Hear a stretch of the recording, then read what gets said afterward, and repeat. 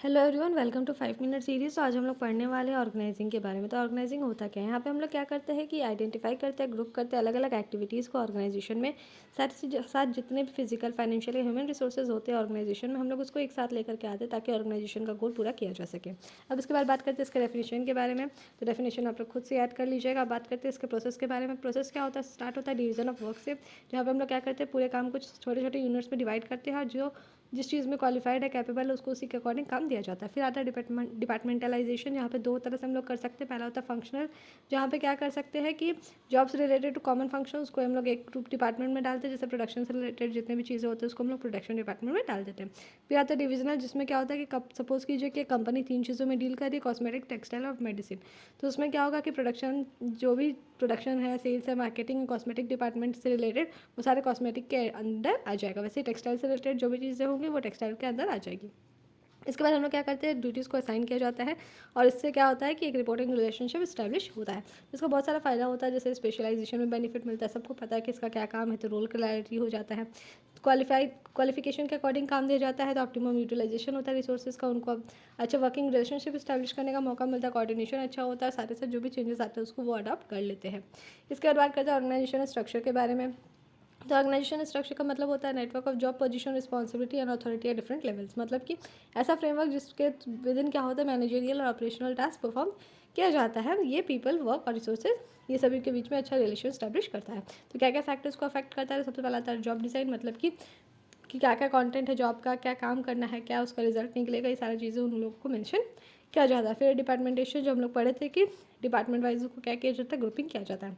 फिर आता है स्पैन ऑफ मैनेजमेंट, जहाँ पे बताया जाता है कि कितने एम्प्लॉयज़ है, कितने सबऑर्डिनेट होंगे जो कि एक मैनेजर के द्वारा एफिशिएंटली मैनेज किए जा सकते हैं। मतलब कि एक मैनेजर, एक सुपीरियर के अंदर कितने सारे एम्प्लॉयज़ आ सकते हैं। इसके बाद आता है डेलीगेशन ऑफ अथॉरिटी, जहाँ पे क्या होता है कि अथॉरिटी शेयर किया जाता है मैनेजर्स के द्वारा अपने सबऑर्डिनेट को, क्योंकि सिर्फ रिस्पॉन्सिबिलिटी देने से काम नहीं होगा, उसको साथ ही साथ मैचिंग का अथॉरिटी भी दिया जाना चाहिए। अब बात करते हैं टाइप्स ऑफ ऑर्गेनाइजेशन स्ट्रक्चर के बारे में। तो दो तरह का होता है, फंक्शनल और डिविजनल। फंक्शनल में होता है, सपोज कीजिए प्रोडक्शन डिपार्टमेंट से जितने भी चीज़ें हैं वो प्रोडक्शन डिपार्टमेंट में आएगी, सेल्स से रिलेटेड जितने भी चीज़ें वो क्या होंगी, सेल्स डिपार्टमेंट में आएगी। वो इससे फ़ायदा ही होता है, स्पेशलाइजेशन होता है, सुपरवाइज करना ईजी हो जाता है, कोऑर्डिनेशन करना ईजी हो जाता है, साथ ही साथ मैनेजरियल एफिशिएंसी भी बढ़ता है, उनको इफेक्टिव ट्रेनिंग भी दिया जाता है। लेकिन कोई डिसएडवांटेज भी है, जैसे कि कोऑर्डिनेशन करने में डिफिकल्टीज होता है, डिक्रीज हो जाता है, ऑर्गेनाइजेशन का गोल अचीव करने में भी कहीं ना कहीं डिफिकल्टी आती है, और साथ ही साथ ये इनफ्लेक्सिबल होता है। अब नेक्स्ट है डिविजनल स्ट्रक्चर, यहाँ पे क्या होता है कि सपोज एक कंपनी है, टेक्सटाइल, कॉस्मेटिक, मेडिसिन, सोप, ये सब चीज़ों से डील कर रही है। तो टेक्सटाइल से रिलेटेड जितने भी चीज़ें होंगी वो टेक्सटाइल के अंदर आएगी, कॉस्मेटिक से रिलेटेड जितनी भी चीज़ें होंगी वो कॉस्मेटिक के अंदर आएगी। जिससे क्या होता है, प्रोडक्ट स्पेशलाइजेशन होता है, फास्ट डिसीजन मेकिंग होता है, अकाउंटेबिलिटी, फ्लेक्सिबिलिटी, ये सारी चीज़ें होती हैं।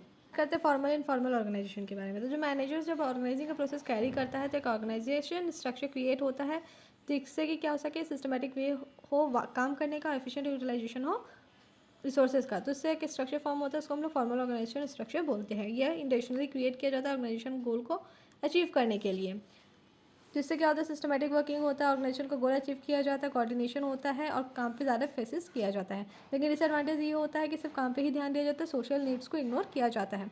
इनफॉर्मल की बात करें तो यहाँ पे क्या होता है, फॉर्मल ऑर्गेनाइजेशन में काम करते करते जब लोगों के बीच में पर्सनल रिलेशन बनता है, इंट्रैक्शन होता है, सोशल एंड फ्रेंडली ग्रुप्स बनता है, तो उसको इनफॉर्मल ऑर्गेनाइजेशन बोला जाता है। ये ऑटोमेटिकली क्रिएट हो जाता है।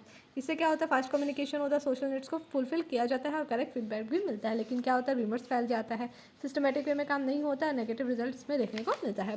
सेंट्रलाइजेशन का मतलब होता है जब पावर जो है वो टॉप लेवल ऑफ मैनेजर के पास ही रहता है। डिसेंट्रलाइजेशन का मतलब होता है कि इंपॉर्टेंट डिसीजन सिर्फ टॉप लेवल लेते हैं, बाकी के जो भी डिसीजंस लेना, जो भी पावर है वो क्या करते हैं, मिडिल लेवल और लोअर लेवल को दे दिया जाता है। डेलीगेशन ऑफ अथॉरिटी, जब पावर टू टेक डिसीजंस जो है वो मिडिल लेवल या लोअर लेवल को दिया जाता है, अपने सबऑर्डिनेट को दिया जाता है, तो उसको डेलीगेशन ऑफ अथॉरिटी बोलते हैं। क्योंकि टॉप लेवल मैनेजर सारा काम अकेले नहीं कर सकता है, तो उसको ज़रूरी है कि वो अपना काम जो है वो दूसरों को दे दे।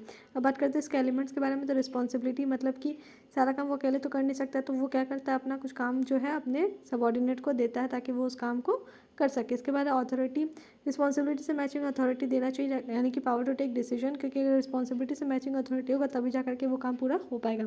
इसके बाद बात करते हैं अकाउंटेबिलिटी के बारे में। तो अकाउंटेबिलिटी होता है कि अगर काम मान लो नहीं हो पाया तो उसके लिए कौन अकाउंटेबल होगा, कौन जिम्मेदार होगा, तो ये चीज़ यहाँ पे बताया जाता है।